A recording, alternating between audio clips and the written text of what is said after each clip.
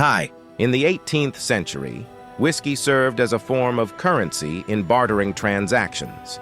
Money was scarce on the frontier, and the paper currency in circulation held little value. It was customary to trade a gallon of whiskey for various supplies during this time. This practice persisted well into the 19th century, with barrels of whiskey being exchanged for land and other commodities. When the government taxed whiskey, it nearly led to another revolution in the U.S.A. During the American Revolution for Independence, individual states amassed substantial debts.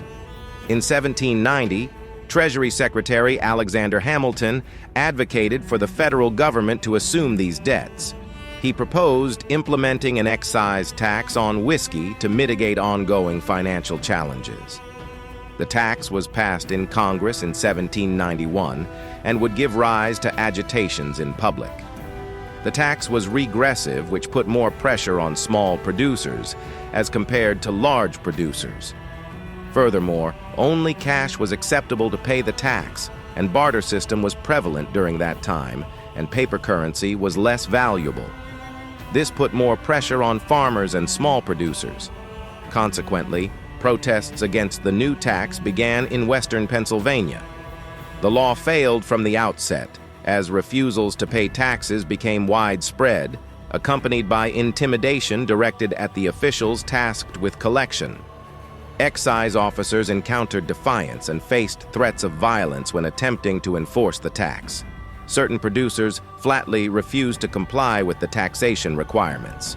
On September 11, 1791, while on his collection route in western Pennsylvania, excise officer Robert Johnson found himself surrounded by 11 individuals disguised as women. They stripped him naked, tarred and feathered him, and stole his horse before leaving him stranded in the forest. Tensions continued to escalate over the following years. In 1793, Pennsylvania excise officer Benjamin Wells experienced 2 break-ins at his home. During the first intrusion, a mob forcibly entered and assaulted Wells's wife and children. In the second incident, 6 masked men attacked Wells while he was at home, threatening him with firearms and demanding access to his account books, while also pressuring him to resign from his position. Feeling marginalized by Congress, the citizens of western Pennsylvania convened their own assembly, appointing 3 to 5 representatives from each county. This protest also included people who were part of American Revolution, and fear started that it might turn into another revolution. On July 17, 1794, a group of approximately 700 men, marching to the beat of drums, converged at the home of John Neville, a regional tax collector. The mob didn't find Neville in the estate, and soldiers stationed in the region refused to surrender. The mob opened fire and burned the whole estate. A week later, the mob feared that Washington might send forces to strike them down, so 7,000 men showed up in city of Pittsburgh. Fearing violence, the city sent delegations to calm down the mob and offered them barrels of whiskey. This quenched the agitations, and the city remained peaceful. Washington started to act now and sent a peace envoy to broker the deal. It ended up in failure, and Washington feared that further violence would break out. So, Washington mustered 13,000 militia and marched towards western Pennsylvania. He is the only U.S. president in history to lead an army from the front, and he himself went to the battlefield.